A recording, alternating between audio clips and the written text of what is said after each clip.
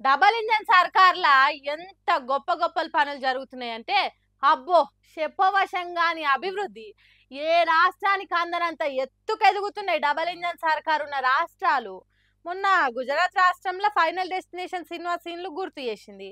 నిన్న రాజస్థాన్ రాష్ట్రం వేసిన రోడ్డు ఓపెనింగ్ కాకముందే వరద కొట్టుకొని పోయింది. ఇప్పుడు ఇంకో డబల్ ఇంజన్ సర్కారు మహారాష్ట్రలో ఎసోంటి డెవలప్మెంట్ జరుగుతుందో చూడండి.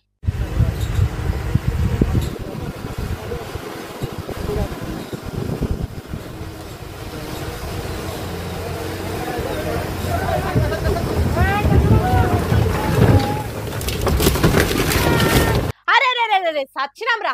లారీ పాడైపోను కొద్దిగా అయితే మీద పడుతుండే. 10 సెకండ్ల ఆలస్యం అయితే పాడెత్తి డప్పు సబ్బులు మోగుతుండే. నిలబడ్డ జాగలనే కూలింది కదరా లారీ. ఉరుకుండ్రా ఉరుకుండ్రి ఉరుకుండ్రి అన్నట్టు పానాలు అరిచేట్ల పెట్టుకొని పరుగులు తీసిండ్రు జనాలు. మహారాష్ట్రలో ఉన్న బీడ్ జిల్లా వద్వాని మండలం కడిగి అనే ఊర్లో కడుతున్న బ్రిడ్జ్ అట్ ఇది. ఇప్పటికే ఓ పాత బ్రిడ్జ్ గుజరాత్ లో కూలింది. ఓ కొత్త రోడ్డు రాజస్థాన్ లో కొట్టుకొని పోయింది. డబల్ ఇంజన్ సర్కార్ చక్కదనం చూడుండ్రని దేశం మొత్తం మొత్తుకుంటున్నది. ఇప్పటికే ఉన్న ఇజ్జత్ అంతా పోతున్నదని కొత్తగా కడుతున్న ఈ బ్రిడ్జ్ కాడికి ఇంజనీర్లను తోలిందట మహారాష్ట్ర బీజేపీ సర్కారు. ఆడికి పోయి చెకింగ్లు చేస్తుంటేనే ఇగో గిట్ల లారీ బోల్తా పడ్డది. అంటే చూడుండ్రిగా ఎంత నాసిరకంగా జరుగుతున్నాయి పనులు. బీజేపీ పాలించే రాష్ట్రాలలో ఎసోంటి కాంట్రాక్టర్లు మోపైతున్నారు. 100 పెట్టుబడి 1000 సంపాదించాలన్న ఆలోచనతో ఉంటున్నారు కాబట్టే గిట్లా అవుతున్నదట. కొత్తగా బ్రిడ్జ్ కడుతున్నారంటే దాని పక్కకు అప్పటి మందం తాత్కాలిక రోడ్డు వేయాలి. ఆ పని పూర్తి అయినాకనే కొత్త పని మొదలు పెట్టాలి. కానీ ఆడ లోకల్ ఎమ్మెల్యేలు ఎంపీలు ఎవరో కాంట్రాక్టర్ దగ్గర ఎంత కమిషన్ తీసుకున్నారో లేకుంటే కాంట్రాక్టరే పైసలు మిగిల్చుకునే పనిని ఈ తిరగగా ఆడుతున్నాడు. అందుకే బ్రిడ్జ్ కట్టడు పూర్తి కాకముందుకి గిట్లయింది. అందుకే ఈ బ్రిడ్జు రోడ్లు వరుస కూలుడు చూసిన జనాలు ఇది డబల్ ఇంజన్ సర్కార్ కాదు ట్రబుల్ ఇంజన్ సర్కార్ అని ఎద్దేవా చేస్తున్నారు. వచ్చేదినంటే ఇయే కావచ్చు, అమృత్ కాల అభివృద్ధి ఈ తీరుగానే ఉంటది కావచ్చు అన్నట్టు మాట్లాడుకుంటారు దేశం పబ్లిక్ అంతా. నాకెందుకో ఆంధ్రప్రదేశ్ రాష్ట్రంలో కాలు మొక్కించుకునే కార్యక్రమం ఏమైనా నడుస్తుందా ఏంది అనిపిస్తుంది. మొన్న గురు పౌర్ణమి రోజున పున్నమి చంద్రుని దర్శన భాగ్యం కలిగింది. అందరి తరపున చంద్రబాబు కాలు దాకుతున్నా అని ఓ మహిళ కాలు మొక్కింది.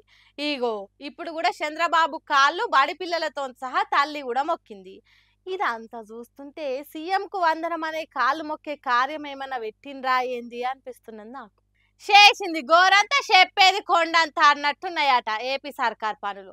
దానికి తగ్గట్టు సీఎం చంద్రబాబు సర్కార్ బడులలో చదివే పిల్లలతోని వాళ్ళ తల్లులతోని కాలు మొక్కించుకున్నాడు ఎక్కువ అవుతున్నది. ఏడ చంద్రబాబు ఎదురైతే అక్కడనే కాలు మొక్కాలి అని బాగా నేర్పినట్టు జనాలకు కనిపిస్తే చాలు కాలు మొక్కుతున్నారు. తల్లికి వందనం అనే పథకము మంత్రి లోకేష్ ఆలోచనతోనే అని గప్పాలు కొట్టినట్టు చెప్పిండు చంద్రబాబు. సర్కార్ బడులను ఎంతో ఉద్ధరించినామన్నట్టు బీద సాధలతోని కాలు మొక్కించుకుంటారు. పాపం అమాయక జనాలు ఏం చెప్తే గదే చేస్తున్నారు. ఓట్లేసి గెలిపించిన నాయకులను ఎన్నుకున్నది మనకు సేవ చేసేటానికి, అంతేగాని మనం వాళ్ళు కాలు మొక్కేటానికి కాదనేది తెలియని జనము వాళ్లకు వంగి వంగి కాలు మొక్కుతురు. సరే, విద్యాశాఖ మంత్రి నారా లోకేష్ తల్లికి వందనం అనే మంచి ఆలోచననే కావచ్చు, అది మంచిదే. అయితే ఏపీ సర్కార్ బడులలో చదివే పిల్లల సంఖ్య పెరగాలే కదా. ప్రైవేట్ బడులలో చదివించే తల్లిదండ్రులు వచ్చి కాలు మొక్కాలే కదా. మాకు ఫీజులు కట్టే కష్టం లేకుండా చేసినావు, ప్రభుత్వ బడులలోనే కార్పొరేట్ కాన్వెంట్ చదువులు చెప్పిస్తున్నామని ఆకాశానికి ఎత్తాలే కదా. మరి అట్లెక్కనన్నా జరిగిందా? ఉన్న ప్రభుత్వ బడులలో పిల్లలే టీసీలు తీసుకొని ప్రైవేట్ బడులకు చేరికవుతున్నారు. చంద్రబాబు నాయుడు సీఎం అయినాక 4750 బడులల్లో కొత్త ఒక్క విద్యార్థి కూడా చేరలేదు. అంతకు ముందు 35 లక్షల మంది చదివే సర్కార్ బడి పిల్లలు ఇప్పుడు 32 లక్షలకు తగ్గినరట. చూడుండ్రి ఎట్లున్నదో విద్యాశాఖ పనితీరు.